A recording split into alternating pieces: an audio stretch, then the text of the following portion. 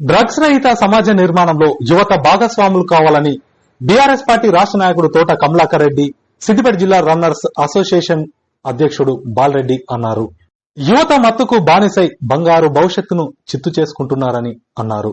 సిద్దిపేట జిల్లా మిరుదొడ్డి మండల కేంద్రంలో రన్ ఫర్ యాంటీ డ్రగ్స్ కార్యక్రమం వాల్ పోస్టర్లను ఆవిష్కరించారు. ఈ సందర్భంగా వారు మాట్లాడుతూ ఈ నెల 13 నుండి డిసెంబర్ 25 వరకు ప్రతి గ్రామంలో 2K, 3K రన్నింగ్ పోటీలను నిర్వహించడం జరుగుతుందన్నారు. యువత శారీరకంగా, మానసికంగా దృఢంగా ఉండేందుకు రన్నింగ్ పోటీలు ఎంతగానో దోహదపడతాయని తెలిపారు. రన్నింగ్ పోటీల ద్వారా గ్రామంలో రన్ ఫర్ యాంటీ డ్రగ్స్ పై ప్రజలకు అవగాహన కల్పించడంతో పాటు యువత మత్తుకు బానిస కాకుండా ఉండేందుకు కృషి చేస్తామన్నారు. ప్రతి గ్రామంలో నిర్వహించే రన్ ఫర్ యాంటీ డ్రగ్స్ కార్యక్రమంలో యువతతో పాటు ప్రజలు పాల్గొనాలని పిలుపునిచ్చారు.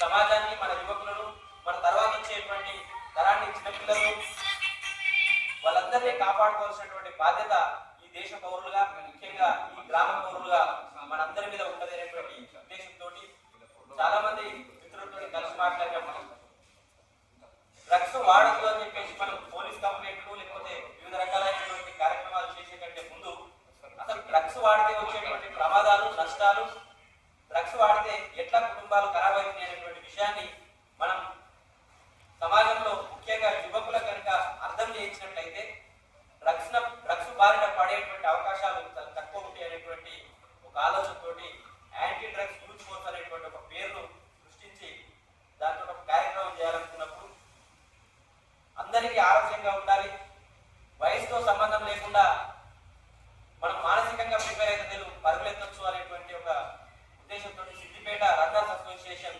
సిద్దిపేటలో చాలా సంవత్సరాలుగా సేవలు అందిస్తున్నారు కాబట్టి వాళ్ళని మేము రిక్వెస్ట్ చేసినాం, ఇక మా దగ్గర దీని మీద ఒక కార్యక్రమం చేయాలనుకుంటున్నాం, మీరు కొంచెం సాయం చేయాలి, మాకు అడ్వైజ్ చేయాలని చెప్పి అడిగినప్పుడు అడ్వైజ్ కాదు, మేము కూడా కార్యక్రమంలో భాగస్వామ్యం అవుతాం, ఈ కార్యక్రమాన్ని అద్భుతంగా నిర్వహిద్దాం, ఇది ప్రతి ఒక్కరి బాధ్యత.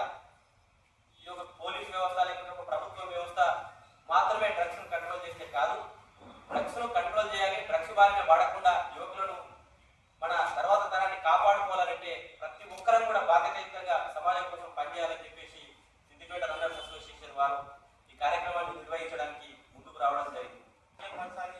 ఖచ్చితంగా ఆరోగ్యం విలువలు తెలపాలి అనే లక్ష్యంతో సిద్దిపేట రన్నర్స్ అసోసియేషన్ స్థాపించబడినప్పటి నుంచి పనిచేస్తూ ఉంటుంది, అనేక రకాల కార్యక్రమాలు తీసుకుంటా ఉంది. అయితే గతంలో మనం సెకండ్ ఎడిషన్ అవమార్గం చేసినప్పుడు కూడా మనం సీరియస్ గా డ్రగ్స్ మీద ఒక స్లోగాన్ తీసుకున్నాం, say no to drugs, yes to life అనే ఆ స్లోగాన్ తీసుకొని ఖచ్చితంగా యూత్ అంతా కూడా ఏదో ఒక వ్యాయామం వైపు లేకపోతే ఏదో ఒక ఫిజికల్ యాక్టివిటీ వైపు ముందుకు నడవాలి, అయితేనే మన సమాజాన్ని మనం రక్షించుకోగలుగుతాం. ఈ రోజు తల్లిదండ్రులు ఎంతో శ్రమపడి వాళ్ళను డబ్బులు ఖర్చు పెట్టి చదువుకోవడానికి పాఠశాలకు పంపిస్తే ఆ సందర్భంలో వాళ్ళు అక్కడ ఉన్నటువంటి చెడు మిత్రుల ద్వారా, చెడు స్నేహితుల ద్వారా రకరకాల డ్రగ్స్ కు అలవాటు పడి ఆ కుటుంబాన్ని నాశనం చేసే పరిస్థితి, ఇంటికి వచ్చిన తర్వాత ఎక్కువగా కలిగితే తల్లిదండ్రులు కొట్టి చంపుతున్నటువంటి సందర్భాలు కనిపిస్తూ ఉన్నాయి. ఈ డ్రగ్స్ మత్తులో వాళ్ళు కొంత అటు పేకాట లాంటి తర్వాత బెట్టింగ్ లాంటి కార్యక్రమాలు కూడా పాల్గొంటూ వాళ్ళ జీవితాలను నాశనం చేసినటువంటి సందర్భాలు కనిపిస్తుంది. కాబట్టి ఇది సమాజ బాధ్యత, ఇది మనందరి బాధ్యత. మనం అందరం కూడా ప్రతి ఒక్కరం చేయి కలిపి సమాజాన్ని సమాజాన్ని చైతన్యం చేసే తప్ప ఈ డ్రగ్స్ వ్యాప్తి అయితే అరికట్టలేమని చెప్పి ఒకే ఒక భావంతో మనం ఈ కార్యక్రమాన్ని తీసుకోవడం జరిగింది. కాబట్టి మీ అందరి సహకారం అవసరం, ఆ మీడియా మిత్రుల సహకారం కూడా చాలా అవసరం. ఆ గ్రామాల్లో కూడా ప్రతిరోజు 13 తారీఖు నుంచి 22 తారీఖు వరకు మన మండలంలో పైలట్ ప్రాజెక్ట్ గా తీసుకోవడం జరిగింది. ఈ మండలంలో ప్రతి గ్రామంలో కూడా ప్రతి యువజన సంఘాన్ని కట్టిలేపుతూ ఖచ్చితంగా డ్రగ్స్ వ్యాప్తి పైన వాళ్ళకు అవగాహన కల్పించి ముందుకు సాగాలని చెప్పి అనుకున్న సందర్భంలో ఈ కార్యక్రమం తీసుకోవడం జరిగింది. కాబట్టి ఈ కార్యక్రమంలో పాల్పంచుకుంటున్నందుకు మాకు సంతోషంగా, గర్వంగా కూడా ఉంది. రాబోయే రోజుల్లో ఇంకొంతమందికి మేము ఆదర్శంగా నిలవాలి. తర్వాత ప్రతిరోజు రన్ చేస్తే మనకు ఆరోగ్యంగా ఉండడం ఎంత అవసరమో సమాజంలో మంచి సమాజం కూడా అత్యవసరం అని చెప్పి ముందుకు రావడం జరిగింది. ముఖ్యంగా ఏ దేశానికైనా సహజ సంపద అంటే యువకుడే. ఎందుకంటే ఇప్పుడు ప్రపంచంలో ఏ దేశంలో లేనటువంటి సహజ సంపద, యువత సంపద మన దేశానికే ఉంది.